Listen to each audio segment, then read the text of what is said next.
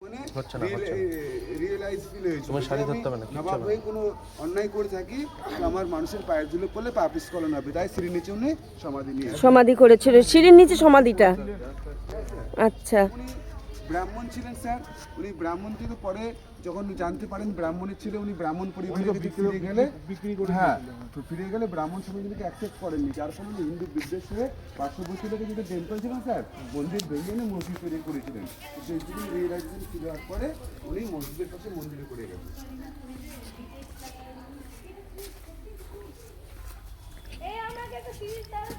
ইনি বেঙ্গল, বিহার অ্যান্ড উড়িষ্যার ফার্স্ট নবাব মুর্শিদ কুলি খায়ের সমাধি, যার নামে জেলা মুর্শিদাবাদ। স্যার মুর্শিদাবাদ জেলা ঘুরে না আপনারা অনেক সমাধি দেখবেন সমাধির মুখগুলি সিমেন্ট দিয়ে স্টোন দিয়ে সিল করা, একমাত্র সমাধি ওপেন, মাটি দেখতে পাওয়া যায়, ওপর থেকে মানুষের পায়ের ধুলো পড়তে তার প্রমাণ। এই লেন্থ হয় 7 ফিট, ইনার উচ্চতা 6 ফিট 2 ইঞ্চ। মুর্শিদ কুলি খা ফার্স্ট লাইফ ব্রাহ্মণ ছিলেন, লাস্ট লাইফ ওনার মানে রিয়েলাইজেশন ফিল হওয়ার পর 1726-এ মসজিদের পাশে একটি শিবা টেম্পল নির্মাণ করে গেছেন। যাওয়ার পথে আমরা দর্শন করতে পারবে শিবা টেম্পল।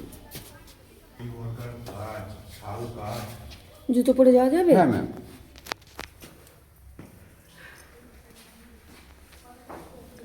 এই হলো মুর্শিদ কুলি খায়ের সমাধি। আমি এটা একটা লং ভিডিও তুলে ধরবো, কারণ হলো আমার খুবই ভালো লাগে।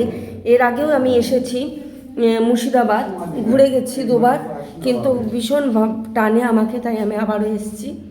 এটা আমি পুরো লং ভিডিও আপনাদের দেখার অনুরোধ রইল। জীবন্ত কবর দেওয়া হয়েছিল। এনার মেয়ের নাম হচ্ছে আজিমুন্নিসা বেগম ম্যাম।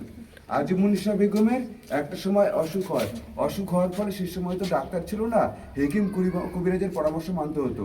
তো হেকিম পরামর্শ দিয়েছিল প্রতিদিন বাচ্চা ছেলে হত্যা করে তার হার্ট দিয়ে ওনাকে ওষুধ তৈরি করে খেতে হবে। তো খেতে খেতে উনি অসুখ থেকে মুক্তি পেলে ওনার ওটা অ্যাডিকশন হয়ে যায়।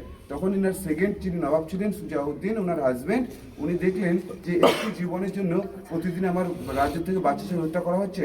তখন উনি ন্যায় বিচার করে উনি একটা মসজিদ তৈরি করলেন। মসজিদ নির্মাণ করিয়ে বেগমকে প্রলোভন দেখালেন, বেগম চলো তোমার জন্য আমি মসজিদ নির্মাণ করিয়েছি। আর মসজিদের মেন গেটে গর্ত করে রাখে। তো যখন উনি মসজিদে যায়, গর্তে পড়ে গেলে উপর থেকে পাথর চাপা দিয়ে শ্বাসরোধ করে ওনাকে মারা হয়েছিল। ওটা আজিব কাটায় রয়েছে কাঠগোলা বাগান যাওয়ার পথে। ওটা কাঠগোলা বাগানে যাওয়ার পথে ওইটা পাওয়া যাবে। মানে ওইটার ওপর দিয়েও তো সবাই হেঁটে যায় যাতে তার পাপ মুক্তি হওয়ার জন্য, তাই না? আমার খুব ভালো লেগেছে। সেগুলো আমাদেরকে পাঠাবে। আচ্ছা, আমি পাঠাবো দাদা, তুমি এতে দেখবা। আগে আমি পেজে ছাড়বো সকলকে দেখানোর জন্য। আমার ভীষণভাবে আমার এই জায়গাগুলো টানে, আমার খুব ভালো লাগে।